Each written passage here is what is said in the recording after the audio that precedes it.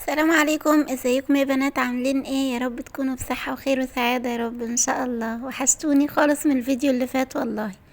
بصوا بقى، احنا داخلين على رمضان ان شاء الله، وهنعمل مع بعض كده الزبادي، وهوريكم ازاي بنعمل الزبادي. هنعملها سادة وهنعملها كمان بالفراولة. شايفين؟ بصوا اهي الزبادي بعد ما خلاص خلصتها. تحفة تحفة جدا، دي السادة منها. وكمان عملنا بالفراولة. شايفين في زبادي كده بتتباع في السوبر ماركتات، مش عارفة هي اسمها ايه بالظبط، بس بيبقى فيها نوع فاكهة كده من تحت. احنا عملناها اهو، جميلة ومفيدة جدا. شايفين متماسكة ازاي وجميلة. وبصوا يعني ايه، تحطي المعلقة فيها كده تحسي ان هي زبادي كده جاية من السوبر ماركت، يعني مش تحسيها كده فيها مية والكلام ده، لا والله زي ما تكون كده جاية من السوبر ماركت. يلا بينا على طول نشوف احنا عملنا ايه بقى في الزبادي بتاعتنا.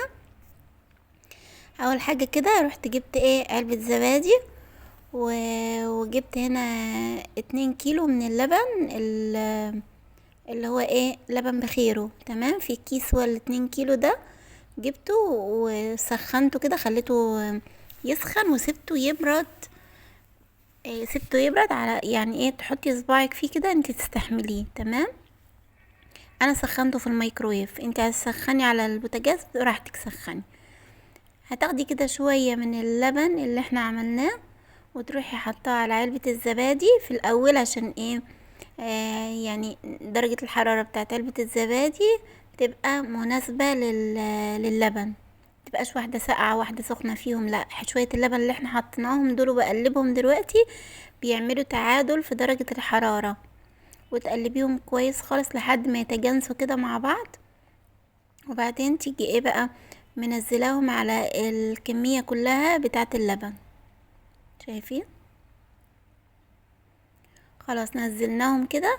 تعالي بقى هاتي اي حاجة عندك، مضرب اضربي بيه الزبادي واللبن مع بعض. لو عندك هاند بلندر ماشي، لو مش عندك بتضربي بالمضرب اليدوي عادي خالص. تمام، تديهم ضربتين حلوين كده، عشان احنا مش عايزين اي تكتلات تكون من الزبادي، يعني مش عايزين الزبادي تكون متكتلة، لا احنا عايزين الزبادي تبقى ايه، ناعمة كده، ومفيش حتت كتل زبادي كده اما تيجي تاكليها. بصوا بقى، رحت جبت ايه، فتحت كده العلبة المكنة دي بتاعت الزبادي. بصوا دي فراولة، انا كنت عاملاها مربى يعني في البيت. فانا قلت ايه، احط لهم للولاد كده من تحت كده في الكوباية، عشان مش بحبهم ياكلوا سكريات كتير.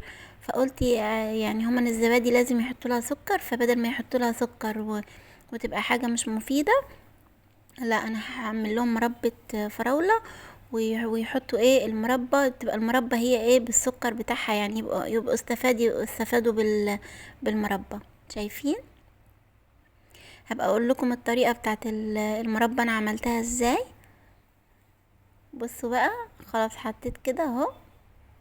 شايفين شكلها تحفة تحفة تحفة اهو، عاملة زي الزبادي اللي بنجيبها من بره وطعمها والله العظيم يا بنات، مش عارفة اقول لكم طعمها كان ازاي. الولاد قالوا لي يا ماما كل ما تعملي لنا زبادي اعمليها لنا بالفراولة. يعني انا هنا كنت في الفيديو عملت بالفراولة وعملت سادة، عملت 4 بالفراولة و4 سادة. قالوا لي لا يا ماما بلاش تعملي لنا سادة بعد كده، واعملي لنا ايه زبادي بالفراولة.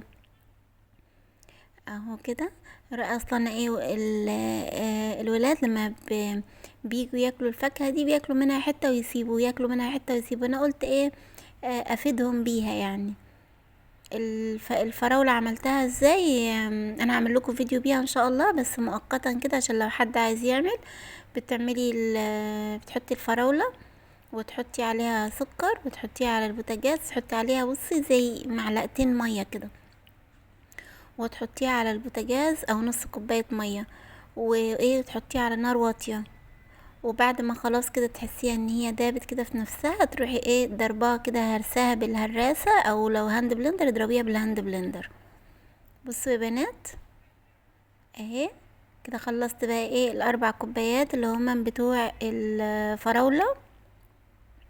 وهنا هعمل 4 كوبايات تانية هتكون سادة بقى من غير فراولة. عشان ايه؟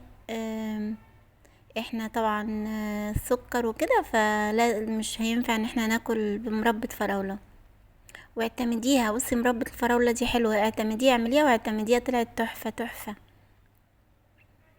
هنحط كده الكوبايات كلها. لو عندك الجهاز ده بتاع الزبادي اعملي فيه. لو مش عندك هتجيبي كرتونة وتحطي فيها الزبادي. واصلا احنا عندنا الجو حر، فالفترة دي يعني خلاص الجو حر، حطيها في كرتونة، في كوبايات وكرتونة، وحطي ايه بقى، غطيها بفوطة ولا حاجة، وسيبيها بقى على الرخامة عندك، هتطلع زي العسل. اما لو عندك الجهاز زي كده هتحطيها في شايفين يا بنات؟ يا لهوي تحفة. هتحطيها كده اهو في الجهاز، وبتاخد هي من 10 ساعات. تمام. انا الصراحة ما سبتهاش 10 ساعات. انا عملتها من الساعة 12 الظهر، وجيت قلت ايه، عملتها قصدي من الساعة 12 الظهر، وقلت ايه، هاجي بالليل على بالليل بعد ما تكمل 10 ساعات، هروح ايه احطها في التلاجة، لان هي المفروض تتحط في التلاجة لمدة 3 ساعات قبل ما ناكلها. فقلت هاجي بالليل احطها في التلاجة، رحت نسيتها لحد تاني يوم الصبح، لحد الساعة 8 الصبح نسيت احطها في التلاجة. طلعت حلوة والله، طلعت حلوة، بس مش عارفة يعني بقى عشان الجو حلو ولا ايه. خلاص كده انا حطيتهم كلهم كده، غطيتهم بالغطا بتاعهم. لو انتي زي ما قلتلك مش عندك الجهاز ده، اعملي في برطمان.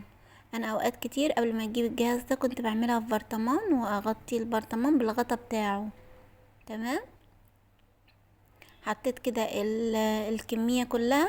وهنا الجهاز ده بيبقى فيه كده زرار بتظبطيه على ان هو هيخلص الساعة كام.